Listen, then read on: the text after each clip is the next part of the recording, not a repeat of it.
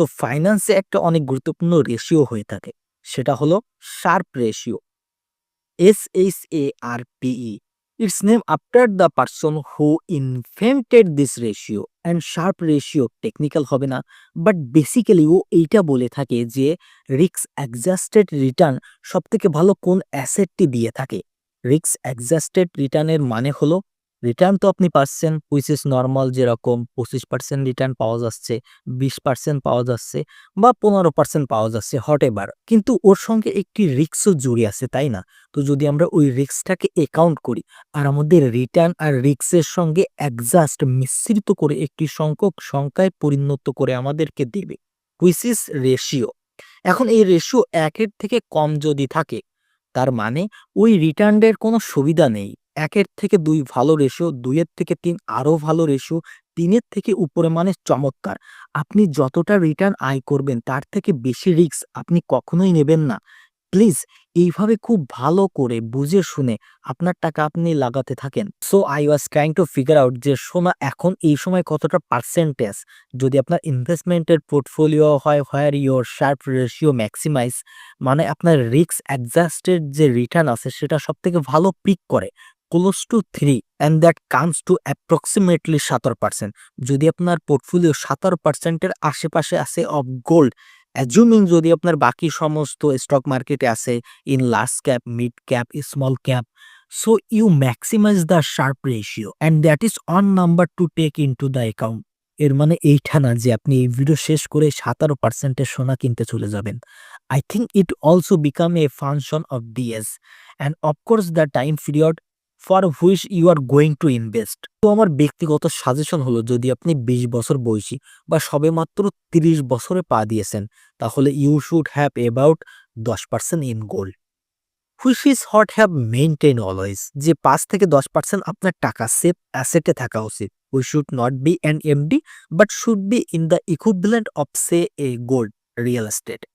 কবে কোনো না কোনো পয়েন্টে বলেছিল which is also in the 9-10 বা 11% রেঞ্জ, বাট সোনা তো অফকোর্স ধামাকাদার লেভেলে চলে গিয়েছে।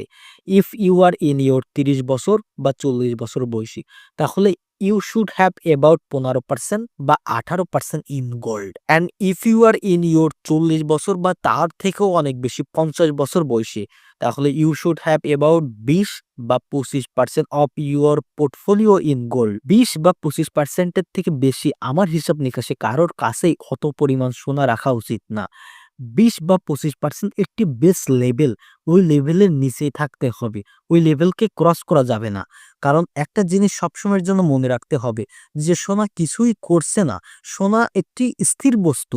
Gold is not like a company যেটা রিটার্ন জেনারেট করছে, ডিভাইডেড অ্যানাউন্স করছে, কিছু না কিছু আউটপুট তৈরি করছে, যার কারণে ওর ভ্যালু বৃদ্ধি পাচ্ছে রূপোর মতন।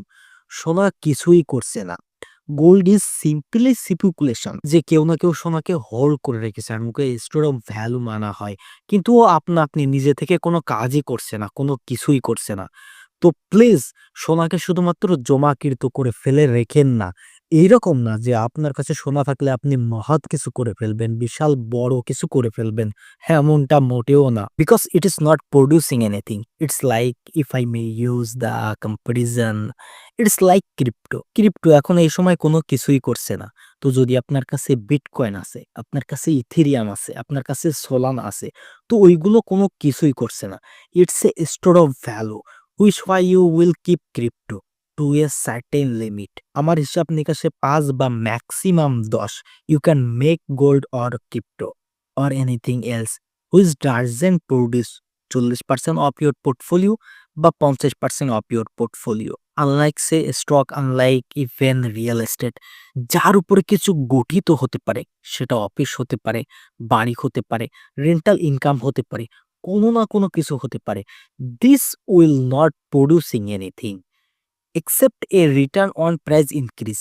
তো আমার সিদ্ধান্ত আপনাদের জন্য কি, যে একটা সিনারিও আছে, যেমন আগে হয়েছে বিগত 4 বার যেমন হয়েছে, equity market will reach I would give it about a 30% probability. তো এর মানে হলো সোনা যেমন রয়েছে তেমনই থাকবে, but the stock market will raise, যার কারণে এই যে 2.67 যে রেশিও রয়েছে এটা কমে যাবে, because this is the goal to Nifty ratio.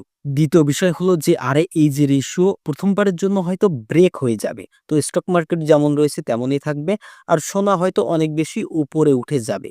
And the ratio perhaps to goes beyond 2.6 কি 3, maybe for the first time. I think that is what's likely to happen.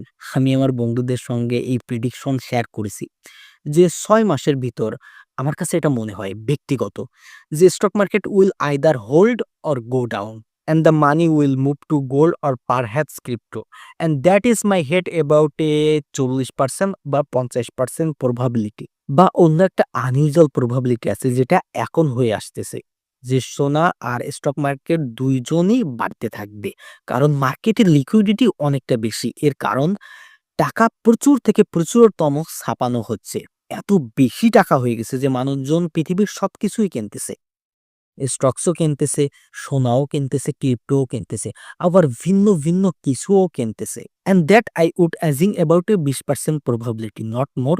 So what should you do?